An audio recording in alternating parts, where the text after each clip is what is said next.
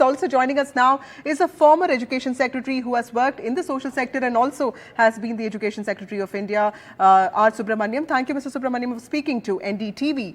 So many experts, including you, who understand NEET and the nature of competitive examinations, have pointed out that NEET, a medical entrance that is today taken by over 24 lakh students across 4,000 centres, is too critical and large scale to be limited to paper pen test for one day. What are the short-term reforms that you envisage for NEET, at least to get its credibility back? So we have discussed the conduct of the NEET as far back as in 2017, 2018, and we were very clear that this is one high-stake exam which has to go online.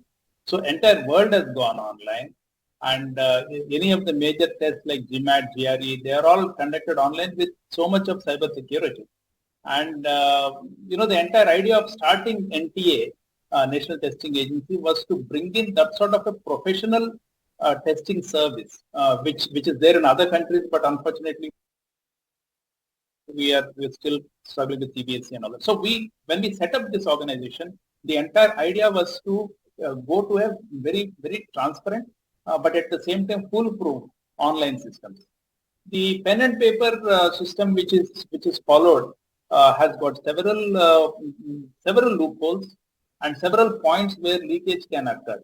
So we call it as a very, very high risk exam, because you are depending on human element at every point. At the point of setting question paper, there are at least I have identified 11 points where technically an unscrupulous person can break into the system and leak it, which will destroy the so many hopes of so many people, so many other youngsters who have actually studied hard. So we have argued for it, but somehow I think that did not materialize because the people were not willing to sort of take the plunge. Right, but the fact is that the other sister exam, like JEE, for example, has started, and you can see JEE is not only conducted very successfully, it's conducted twice.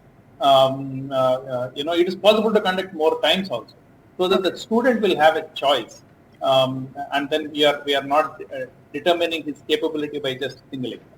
But sir, the offline nature of NEET, was it formulated by the court? Why was it not made online to start with? Because JEE has been online.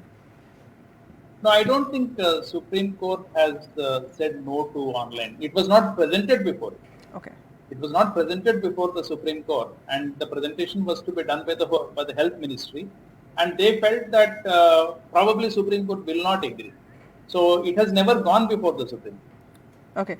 Also, sir, NTA came up in 2017, like we know, to give a professional scientific character to exams such as NEET and JEE. But today it is clouded under allegations. Do you see NEET NTA serving its purpose, and where do you find it lacking?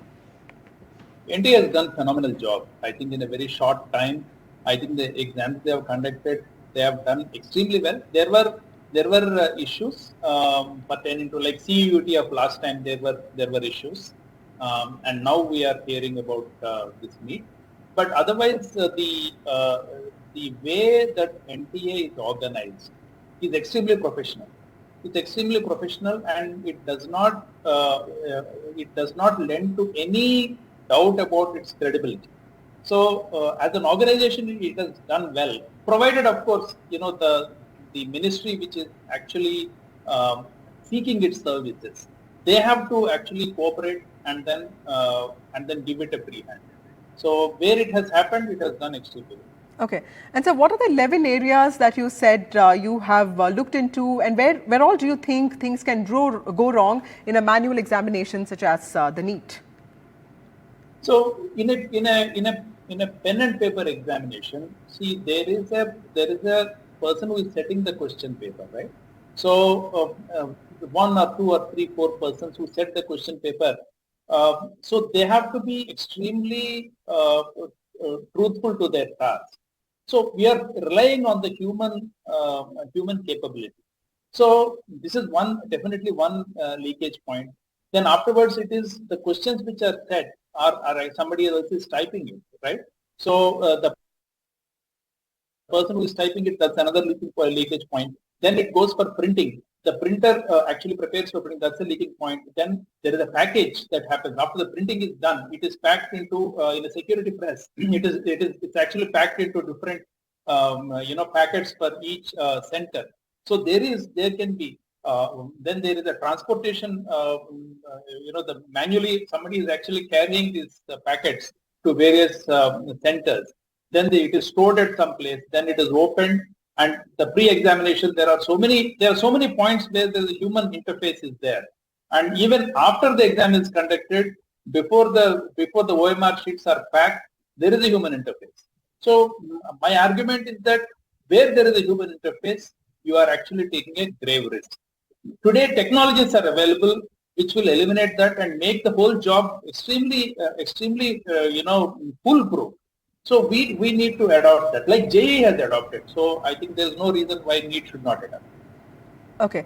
Also, Mr. Subramanyam, what do you think is the future of NEET and what does the government need to do in the long term? I ask you this because I see students around me, medical aspirants preparing for Olympiad, also state medical entrance examinations. Apart from NEET, is there a better way of assessing a medical aspirant rather than making her just focus on one exam or like a group of examinations?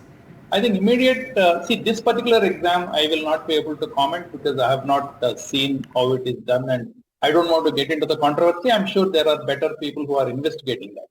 What I think immediately in the short run, what we should do is to switch to online mode of testing, and it is possible to do it well. And in the long term, I think it's very necessary to reduce the stakes in one particular examination. So it can be done in several ways. One is, of course, conducting multiple examinations like JEE does. The other thing is that you give weightage to various activities in the school. For example, today there is no weightage for participation in science fairs or participation in social service like NSS, like what happens in other countries. See, suppose if you have to get a medical seat, you have to serve, old age homes or nursing homes. You have to actually prove that you are interested in that particular subject. Here we are very blindly depending on one examination, which is terribly wrong. I think we need to really look at a long-term assessment of the candidate to see his suitability for medical profession.